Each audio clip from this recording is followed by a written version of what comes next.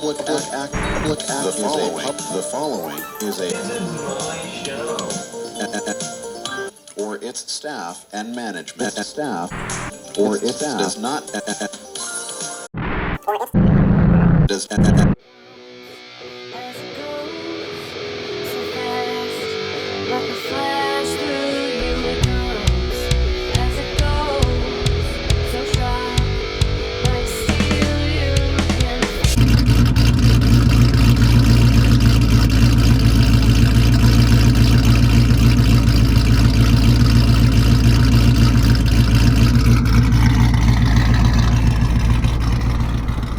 All right, Dad, let's see what's on the back of your t-shirt today.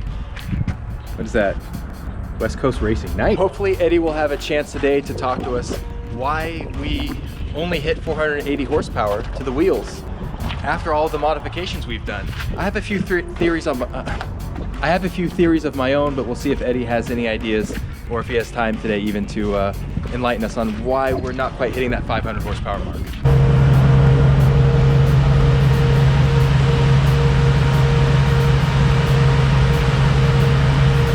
So Eddie's with a customer right now and he has a 6.2 liter Raptor on the dyno, and I saw some VP C16 fuel. I don't know what's going on there, but I think they're doing something with that Raptor, obviously. So I hope I have some time to talk with him about the horsepower issue. Why are we at 480? Why did we not hit 500? That maybe we didn't go with an aggressive enough cam. It's possible we need to go with a stronger fuel, although that can be very expensive. Also, we have over 20,000 miles on this engine, and we are the third owner, and we have raced it, and the first two owners raced it as well. Is it possible that the engine needs to be rebuilt? Is it possible that it's already worn and struggling and it's not hitting that 500 horsepower mark because really it's just tired? I don't know. Hopefully we'll talk to Eddie, and if we don't have a chance to talk with Eddie, then, well, we'll have to come back another time, but we'll definitely get an answer.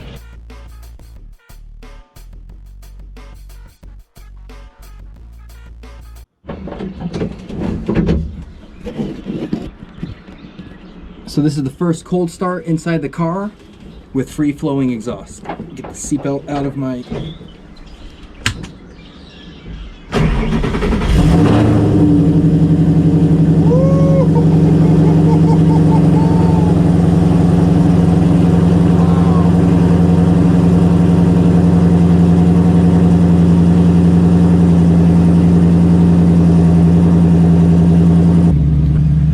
Temperatures above 170 degrees. We're gonna wait 210 seconds and we'll make sure the Lopey idle kicks in.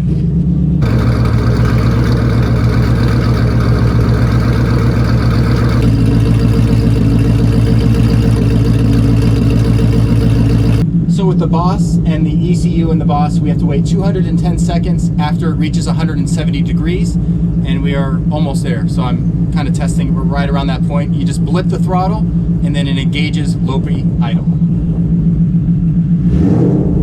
Here it goes.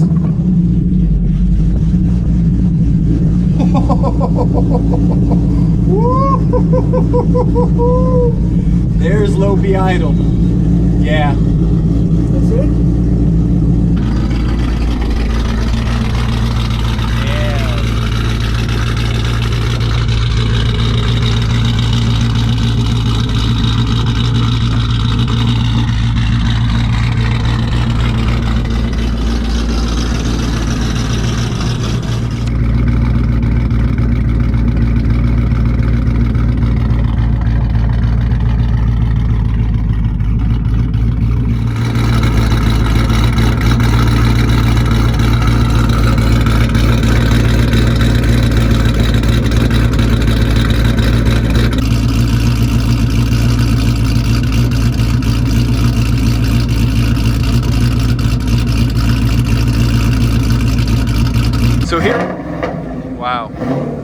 So here we are, the Boss's new Chop Chop with the free flowing exhaust, Cook's headers. The side pipes are active. I repeat, the side pipes are active.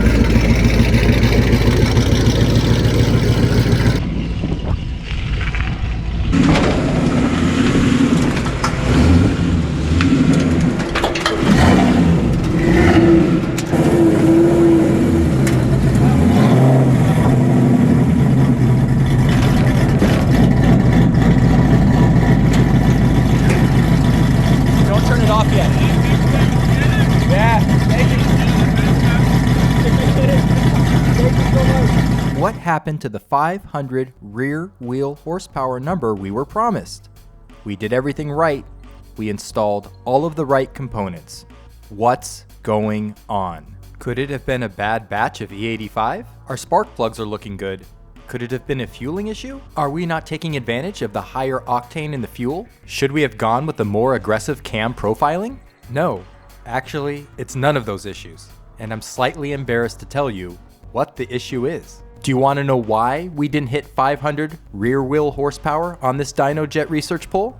It's because we put the car on the dyno with racing slicks. Due to the extra contact patch of the racing slicks on the Dynojet rollers, there is more friction, limiting the amount of horsepower that can be transmitted to the Dynojet. Ultimately, this creates a loss of about 20 to 30 rear wheel horsepower on most cars. Now, this is an average, don't quote me. This is the information I have researched on this topic. Eddie at Addiction Motorsports concurred with my information and exclaimed that, had I had street tires on, we would have been at 500 rear wheel horsepower, possibly more. He and a few of the members of his crew thought, you know what, you might even be around 510 rear wheel horsepower. The car was scheduled to go into Eddie at Addiction Motorsports for the accelerator pedal mapping and to accomplish a smooth linear power delivery. However, with the recent pandemic going around, I wasn't sure if Eddie was going to remain open, and really for how long he would be closed if he wasn't open.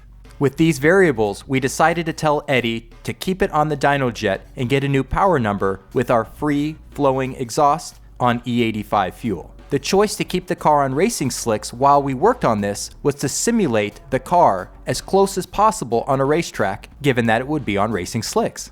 What else is interesting, by looking at this Dynojet Research printout sheet, you can see the previous dyno poll of 470 horsepower to the rear wheels. That was with street tires. That 480 rear wheel horsepower number really should be about 500 to 510 rear wheel horsepower on street tires. So technically, the Dynojet printout sheet doesn't show 500 rear wheel horsepower, but because we were on racing slicks, I'll take that 480 as a 500 to 510 rear wheel horsepower vehicle.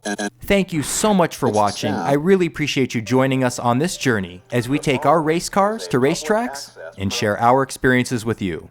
Like the subscribe button and subscribe to the notification bell. It's staff. It's staff. Not.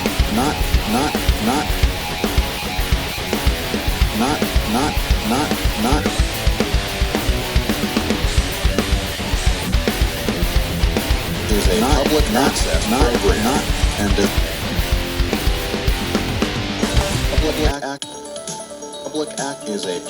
following is a public access program. Public access program. Public access program. The following is a public access program.